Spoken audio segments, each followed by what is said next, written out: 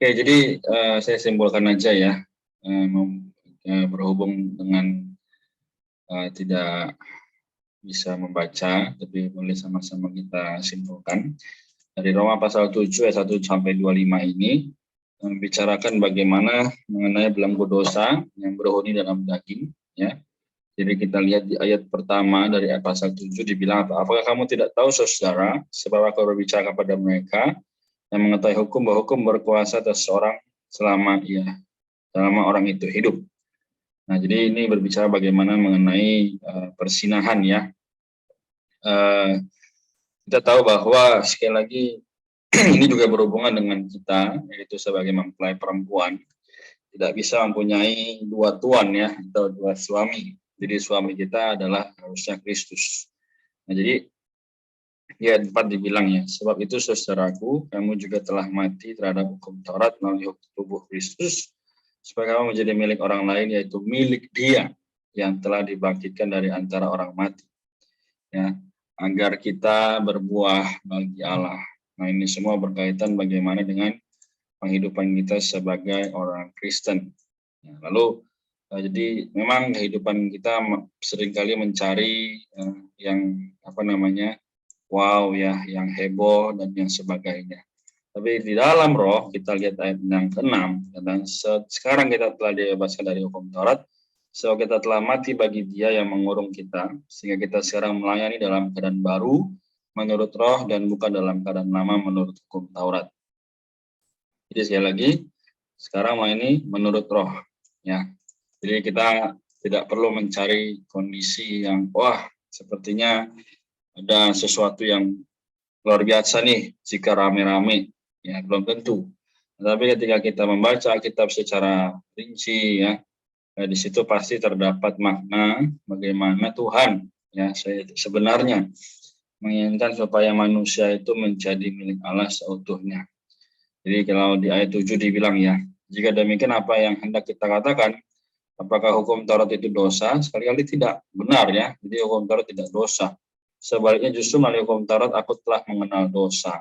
Karena aku juga tidak tahu apa itu keinginan. Kalau hukum Taurat tidak mengatakan jangan mengingini. Jadi sekali lagi, hukum Taurat atau Alkitab sebenarnya adalah mengajarkan dan memperingatkan kita, ya, supaya kita tidak mendekati dosa. Tapi sekali lagi, ini semua tergantung bagaimana kehidupan kita, ya. Jadi teman-teman sekalian nanti ketika lihat video ini, ya kita kembali merenungkan, ya, apa yang Tuhan mau, apa yang Tuhan inginkan.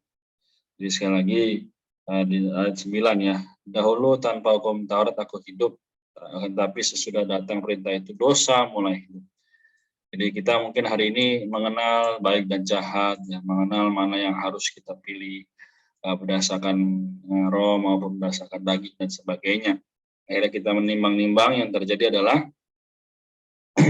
kita jadi orang yang menggunakan pikiran.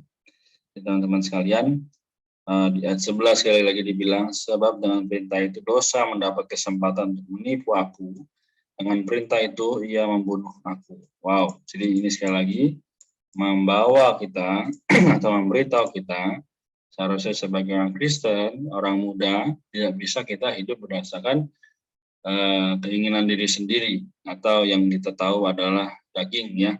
Tapi sekali lagi menunjukkan kepada kita bahwa Tuhan sebenarnya mendambakan agar banyak orang bisa seturut dengan roh yang telah Tuhan berikan. Jadi ini semua berkaitan dengan bagaimana kehidupan sehari-hari. Apakah kita memiliki penghidupan yang esa, bersatu dengan Tuhan, atau malah sebaliknya. Kemudian ayat yang ke-15 dibilang, sebab apa yang aku lakukan aku tidak tahu, karena bukan apa yang aku kehendaki aku lakukan, tapi yang aku benci itu yang aku lakukan. Ya, jadi sekali lagi Paulus juga sama seperti kita hari ini. Kita sebenarnya membenci dosa, tapi karena ada rasanya pengen tahu, rasanya ingin mencoba, akhirnya kita lakukan. Dan setelah kita lakukan, yang terjadi apa, teman-teman sekalian, adalah kita jatuh dalam dosa, kita jatuh dalam pikiran dan perasaan dan sebagainya. Ini semua sangat berkaitan bagaimana penghidupan doa kita secara pribadi, juga pembacaan kita baik pribadi maupun bersama. Nah, jadi semoga malam hari ini Tuhan kembali menunjukkan kepada kita belas kasih-Nya. Amin. Nah, kemudian di ayat yang ke-20, jadi jika aku melakukan apa yang tidak aku kehendaki, maka bukan lagi aku yang melakukannya, tapi dosa yang tinggal dalam aku. Betul ya. Jadi hari ini kalau kita misalnya suka ya secara umum ya, nyontek atau berbohong atau berdusta, nah itu semua bukan kita yang pengen lakukan, tapi adalah dosa atau iblis. Nah, jadi gimana kita menghadapi itu? Ya tidak lain tidak bukan adalah melalui darah Tuhan. Ya, jadi melalui kitab Roma ini kita kembali melihat ya, aku mungkin singgung sedikit mengenai bagaimana pokok dari kitab Roma ya, membuat orang-orang dosa menjadi anak-anak Allah. Dan ini satu perkara yang sangat mustika, luar biasa ya. Jadi orang-orang dosa bisa menjadi anak-anak Allah. Ya. Bukan hanya itu saja, tapi juga bisa menjadi susunan dari tubuh Kristus, ya, yang diekspresikan sebagai gereja-gereja lokal. Nah, ini adalah lambang bagaimana kita hari ini harus menyadari itu. Nah, kita balik lagi, ya. Jadi dalam anggota tubuh, aku melihat hukum lain yang berjuang melawan hukum akal budiku dan membuat aku menjadi tahanan hukum dosa dalam anggota tubuhku. Ya, jadi benar-benar ada hukum yang lain. Apakah itu? Hukum maut. Ya, jadi akal budi maut membuat kita kembali jatuh dalam dosa. Ya, jadi kita lihat di ayat 26 Paulus berkata ya, ini nanti akan kita bahas juga bagaimana syukur kepada Allah bahwa Yesus Kristus Tuhan kita. Ya, jadi jangan akal budiku aku melayani hukum Allah, tetapi dengan sebagai manusia yang bersifat daya aku melayani hukum dosa. Jadi teman-teman sekalian, melalui daging jangan sampai kita jatuh kepada hukum dosa, tapi apa? Melalui segala sesuatu yang kita punya, ya, adalah milik Allah, adalah kembali kepada Allah. Sekali lagi, puji Tuhan, ya, Tuhan itu sendiri, ya. Kita adalah manusia celaka, kita nggak bisa diselamatkan, kita nggak mungkin menerima kasih karunia. Tapi kita bisa diselamatkan dari tubuh maut ini karena Kristus telah mati bagi kita. Jadi moga Tuhan memberkati, Tuhan memimpin kita sehari demi sehari. Amin. Jadi itu saja yang bisa aku sampaikan. Semoga teman-teman sekalian dalam setiap hal, kesibukan dan lainnya, yang kembali bisa melihat bahwa memang banyak perkara kita ingin datang kepada Tuhan dengan cara yang sepertinya rame ya dan sebagainya. Tapi secara otomatis juga kita harus melihat ke dalam diri kita. Bukan berarti kita nggak boleh, tapi sekali lagi bagaimana perasaan di dalam. Jadi kita harus peka, ya, harus memiliki juga kesadaran bahwa ini semua adalah supaya Tuhan berkuasa atas diri kita, bukan lagi kita yang berkuasa. Demikian ya, teman-teman sekalian, semoga Tuhan merahmati, Tuhan menguduskan kita semua.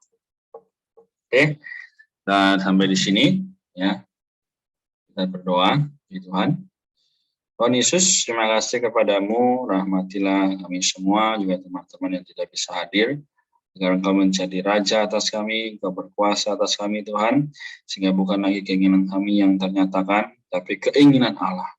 Tuhan Yesus, rahmatilah hari-hari kami ke depan, mungkin kami sibuk, banyak pekerjaan dan lain hal, tapi semua adalah bagaimana kami hubungan pribadi dengan Tuhan, karena itu selamatkanlah kami.